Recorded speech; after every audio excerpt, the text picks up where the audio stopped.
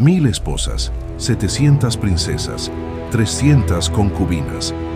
La Biblia lo dice literalmente sobre el rey Salomón, y durante siglos la historia oficial trató esto como exageración poética, como símbolo de la riqueza y el poder de un rey legendario. Pero, ¿y si no era exageración? ¿Y si cada una de esas 1000 mujeres era un tratado de paz, un acuerdo diplomático, una alianza militar, un contrato comercial, sellado no con tinta y papel, sino con sangre y linaje? Salomón gobernó Israel durante 40 años, aproximadamente del 970 al 931 a.C., y transformó un reino pequeño y recién formado en una potencia que rivalizaba con Egipto. Pero aquí está el detalle que los libros de historia raramente mencionan. Una de sus esposas era hija del faraón de Egipto, no una concubina, no una aliada menor, la hija del faraón. Y eso era algo que simplemente no ocurría. Egipto nunca daba hijas en matrimonio a reyes extranjeros, nunca. ¿Por qué Salomón fue la excepción? Salomón era hijo de David, el rey guerrero que unificó las tribus de Israel y derrotó a los filisteos. David quería construir el templo de Dios en Jerusalén, pero Dios, según los textos bíblicos, se negó. Las manos de David estaban manchadas de sangre. Era un hombre de guerra. El templo sería construido por un hombre de paz. Ese hombre era Salomón, el rey más rico de la historia. Las estimaciones modernas de la riqueza de Salomón, basadas en los textos bíblicos sobre el oro del templo, las rutas comerciales y los tributos recibidos, lo sitúan entre los hombres más ricos que jamás hayan existido. En valores actuales, aproximadamente 2.2 billones de dólares, más que Jeff Bezos y Elon Musk juntos, multiplicado por 10. El templo que construyó en Jerusalén consumió, según los textos, más de 100.000 talentos de oro, aproximadamente 3.400 toneladas. Para contextualizar, toda la reserva de oro de Estados Unidos hoy es de aproximadamente 8.000 toneladas.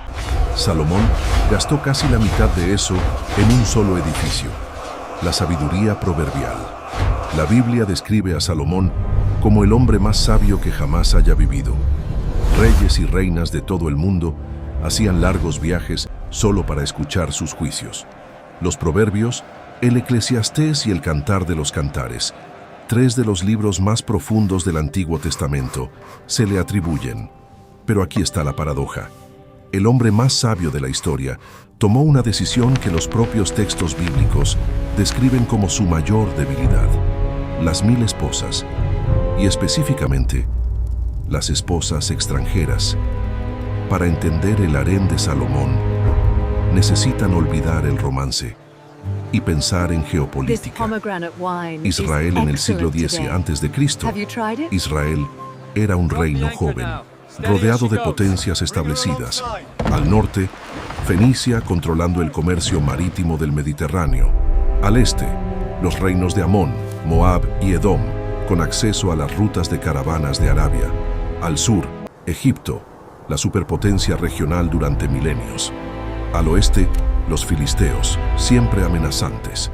Y más allá de todo eso, Siria, la emergente Asiria, y en el horizonte distante, Babilonia.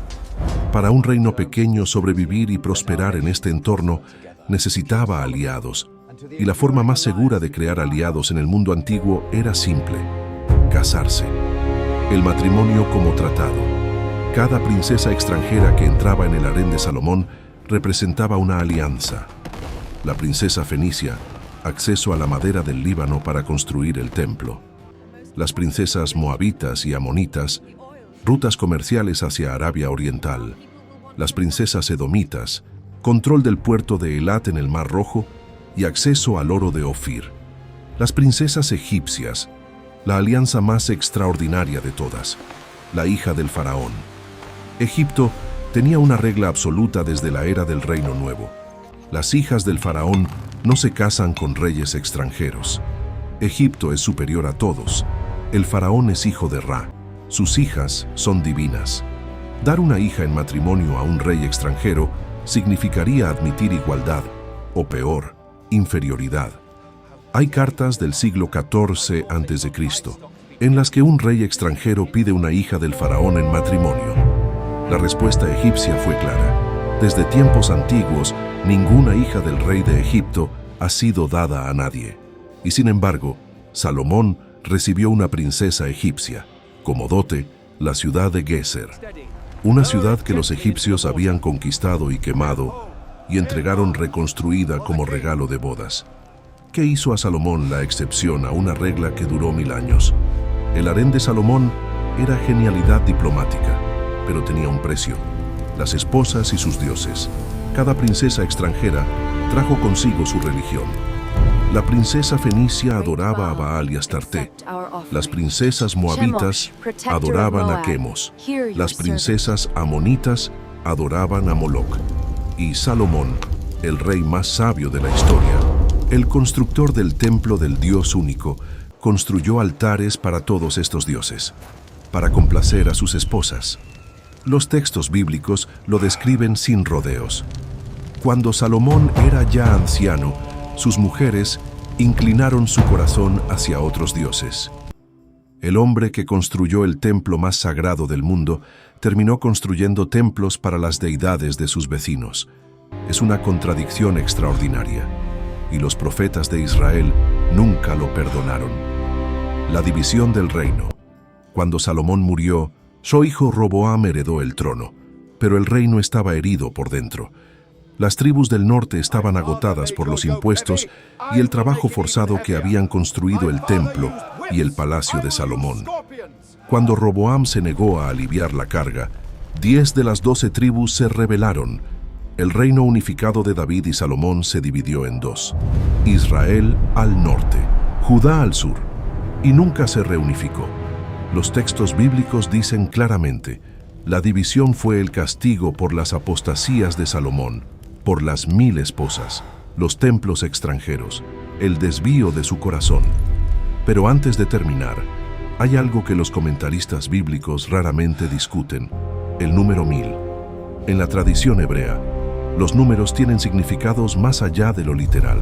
7 es perfección, 40 es un periodo de prueba, 1000 es completud total. Cuando los textos dicen que Salomón tenía 1000 esposas, pueden estar diciendo: Salomón alcanzó la completud diplomática. Estableció alianzas con todos los reinos que importaban. Ningún arqueólogo serio cree que Salomón tuvo literalmente 1000 esposas al mismo tiempo. La logística sería imposible, incluso para un rey con los recursos de Salomón. Pero el número de alianzas diplomáticas a través de matrimonios, ese número puede haber sido muy alto. Lo que la arqueología confirma: las excavaciones en Megiddo, Hazor y Geser, las 3 ciudades que los textos bíblicos atribuyen a Salomón, encontraron estructuras de gran escala datadas aproximadamente en el siglo X a.C. Hay debate sobre si estas estructuras pertenecen a Salomón o a reyes posteriores, pero la presencia de grandes obras de este periodo en Israel está confirmada. Lo que no se ha encontrado: el propio templo de Salomón. El monte del templo en Jerusalén es hoy uno de los lugares más sensibles del mundo. Las excavaciones arqueológicas extensas son imposibles por razones políticas y religiosas. Lo que hay debajo de las piedras, nadie lo sabe con certeza. El linaje que sobrevivió. Pero aquí está el detalle más perturbador de toda la historia de Salomón. Su linaje no murió con la división del reino.